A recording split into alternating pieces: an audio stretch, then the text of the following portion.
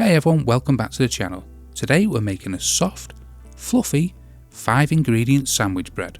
But this time we're ditching the mixer. Instead, I'll show you how to make the same amazing loaf using the stretch and fold method. Just your hands, a bowl and a bit of time.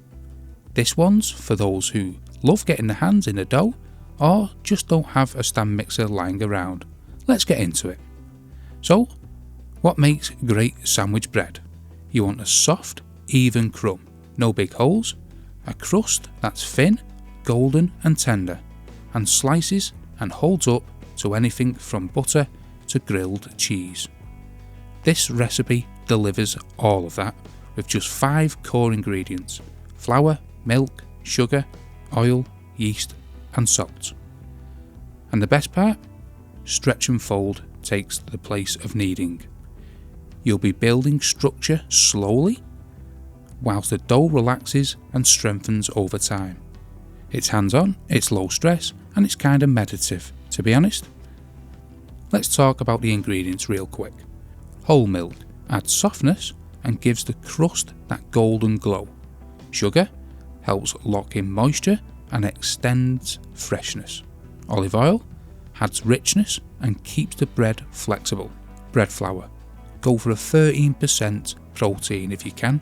It gives a strong gluten network for height and structure. Instant yeast. No proofing needed. Just toss it in. Salt. Essential for flavour and balances fermentation. Simple stuff, but each one has a job to do. Now let's make the dough. In a mixing bowl, combine your 280 grams of warm whole milk. To warm it, just place it in the microwave for around 20 to 30 seconds. 30 grams of sugar, 30 grams of olive oil, 7 grams of instant yeast, 420 grams of bread flour and 4 grams of salt. Mix everything together with your hand or a dough whisk until everything forms a shaggy dough.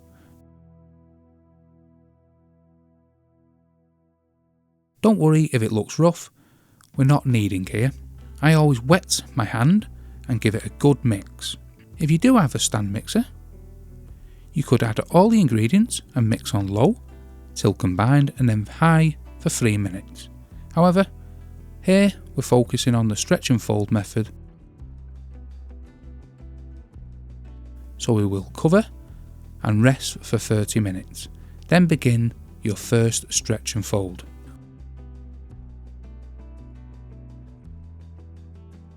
Wet your hand so nothing sticks to it.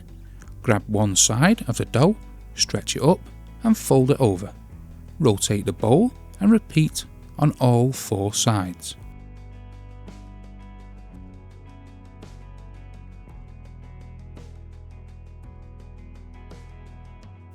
Now roll it against the side of the bowl to ball it to create a tight ball.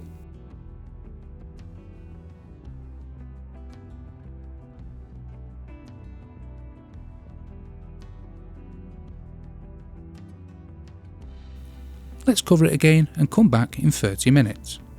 On our second stretch and fold, we will repeat the process: wet the hands, stretch and fold, then ball and cover.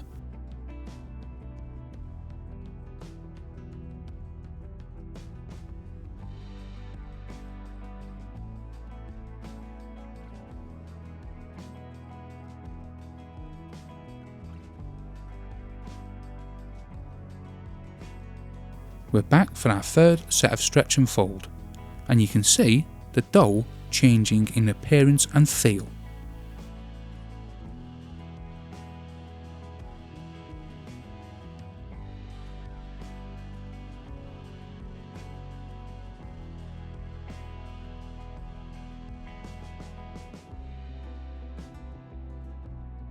Now, after the last 30 minutes rest, we have our fourth and last stretch and fold. Each fold takes less than a minute, and after the last one, your dough should be smoother, puffier and more elastic. Cover and let it rise for 1 to 2 hours, until it is doubled or tripled in size.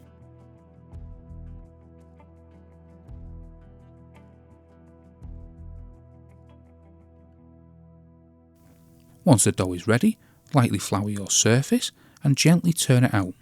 Try not to deflate it too much. Roll it up into a rectangle, about the width of your loaf pan.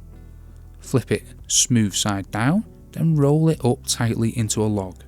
Tuck in the ends and place it seam side down into a buttered 2-pound loaf pan lined with parchment paper. I parchment paper just the bottom section, as we can see.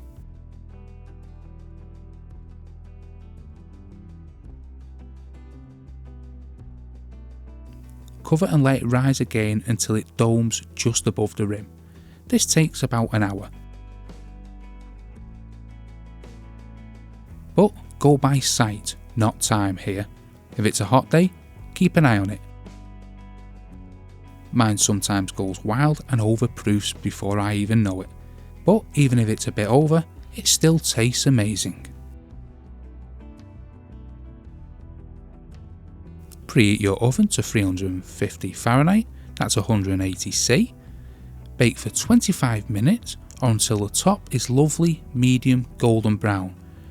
No need for steam, we want a soft crust, not a crispy one. When it comes out, brush the top with butter for that extra soft, shiny finish.